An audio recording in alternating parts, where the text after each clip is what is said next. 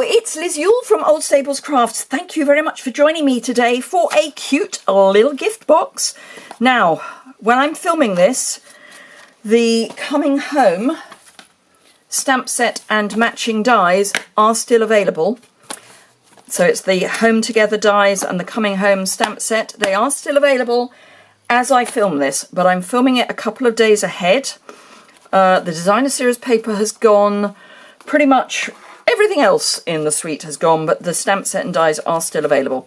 So this is a little box for 2 Ferrero Rocher with the long house and the tall house on the side as a pretty little gift. So I have a surprise for you later, which may or may not be exciting for you, but I think it was quite exciting. So I'm going to make another one. I won't show you how to do the die cutting and colouring. It is just simple stamping and colouring and die cutting. And because there's 4 sides, it does take quite a long time. But I'm going to make one with a Poppy Parade base and a Pool Party lid. They are colours from the suite, but unless you're going to use some of the images from the paper, if you were lucky enough to get it, you can actually use whatever colour you want, because you can colour the houses whatever colour you want. So the Pool Party, as I say, is going to be the lid. This is cut at 6 inches by 4 3/8. The dimensions will be on my website. The link to that is in the description bar. The Poppy Parade is very fractionally smaller. So if I pop these two together, you will see, hopefully, that the Poppy Parade is fractionally smaller. And that is because I have taken a 1/16 of an inch off 2 sides. Not every side, just one short side and one long side. And that just means it's going to go together easier. I've also already got prepared a little divider, and we'll come to that in a moment. Right, so simply scored. You can use your trimmer if you would rather. I do like my simply scored because this is going to be such simple scoring. The box is, let me tell you, it's 3 inches from end to end, 1.5 inches up, and 1 3/8 deep. So, as it's 1.5 inches high, we want to score each side of our card, at 1.5 inches. And that way we will end up with this area being 1 3/8 inches by 3 inches, which is what we want. Then we're going to do exactly the same with our Poppy Parade, which you remember is slightly smaller. So the base will be fractionally smaller than 1 3/8 by 3. But it's going to be minute, absolutely minute. And I've just realised I may have cut this too wide. No, I think I might be all right. I might be all right. So what I have done with this is it's a piece of 5-inch long by just under 1 3/8 wide, and I've scored at 2.5 inches, and then I've scored at 1.5 and 3.5, just so that it's this little divide in the middle. Okay, so simple box. We'll do the base first. So all I'm going to do now is burnish my score lines, and then we can do some cutting. Now this is going to be exactly the same for the top and the bottom, so it's a good one to learn on. These are squares. These are very fractionally rectangular. We want the score line to be cut so that the score line is in the square on both sides of this not quite square rectangle, this piece here. Then we fold that out of the way, and I'm going to wedge slightly onto each of those squares, and we will ultimately be cutting some of this away. So again, wedge, and we want it to go right into that same point there. Now I find it easier to cut this one from this side rather than trying to cut next to my hand. It's purely just a comfort thing. Oops, wrong side. So we're cutting so that the score line is in this square, and then we can wedge away, fold that up, wedge this one away, and this one away. And as I say, I just find it easier not to be cutting straight into the palm of my hand. And then I'm just going to cut these so that there's about 1/2 inch, 1.5 centimetres, that sort of thing, left on the flap. You can trim these with a trimmer if you want, just don't trim that piece, because that will be a waste of card. So I'll get the other one prepared as well, and then we will put the two together. So again, I'm just going to burnish my score lines with my bone folder, and then cut so the score line is in the square, and then wedge. You want to go right into, oh, I didn't cut that quite far enough in, so you want to go right into that,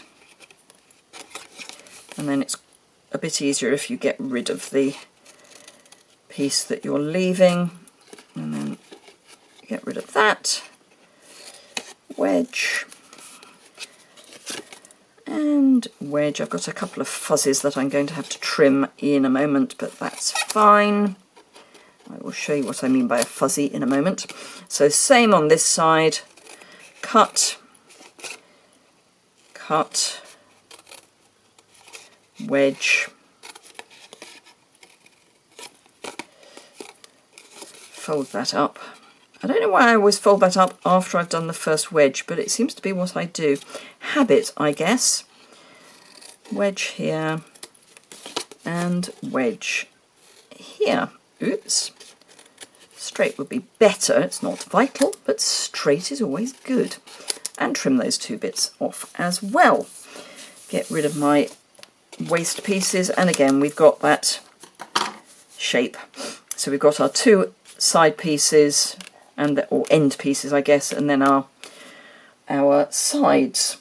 So stamping seal, you could use tear and tape, you can use the multi-purpose liquid adhesive.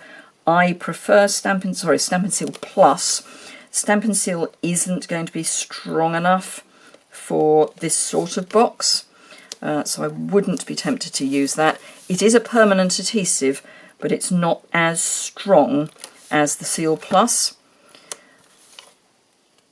And just be careful that you don't delaminate your card with this. It does have a habit sometimes of just separating the layers.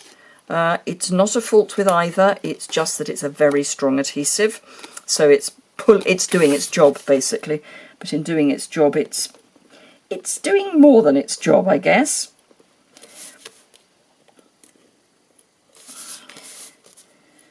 So same on the base, like that, and then we're just going to tuck in any bits that are over the edge. Just take your cut line again and line it up against your score line and press the two together. And we're going to do that on all of the sides. Ooh, I'm slightly out of camera if I'm there, aren't I? All of the sides, and on both the top and the bottom.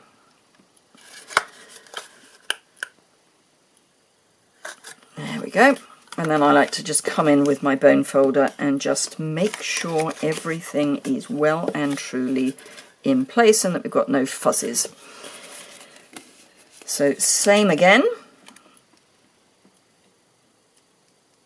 Oops. Line up the cut edge to the fold.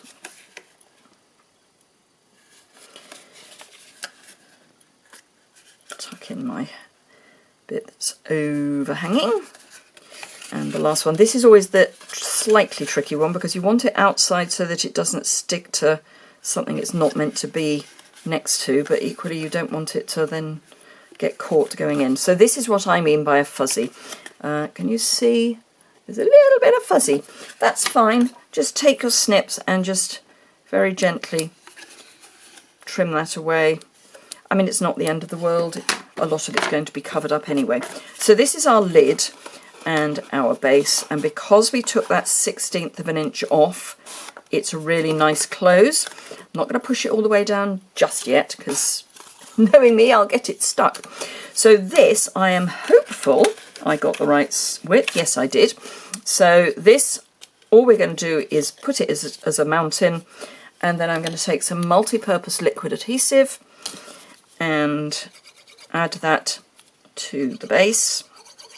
And I do find that this is better than tear and tape or the Fuse Plus, purely because it's easier to not get it stuck somewhere you don't want it. Gives you that wiggle room, which if you got it so that it touched, if it touched when it was away from the end, it would be away from the end forever. So just pop that in, and then your 2 Ferrero Rocher sit nicely in there. You pop your lid on, and then you can decorate. Simple as. So, as I say, I've used the houses from the Coming Home stamp set and die bundle because it's cute. I think if I was to make this again, I would make the lid in soft suede because that's what this roof is in. But you can do your roofs whatever colour you want, and therefore your box in whatever colour you want. And I used Misty Moonlight purely because it was one of the colours in the designer series paper. But the designer series paper has sold out, so it doesn't matter. So there you are. Now, the exciting thing that I was going to share with you is that I was talking about these as ideas for Christmas gifts, inexpensive Christmas gifts for family and friends. They would make really lovely table favours, assuming that you can meet up with your family and friends, because they are that perfect size. Just a nice little I'm thinking of you for a neighbour, something like that. Not expensive to make. So, yes. And I was talking about this on BBC Radio Oxford last Friday, and the recording of that is on my website, so it's on today's post. I have shared it before, but it's on today's post, so if you want to have a listen to that, please do go over to my website and have a listen to that. It's just a little MP3 sound recording. But yeah, there are also some other ideas that I shared with the listeners of BBC Radio Oxford. So thank you very much indeed for joining me. Have a fantastic rest of your day, and I look forward to seeing you very soon for, of course, a Simple Stamping Saturday. Okay, bye!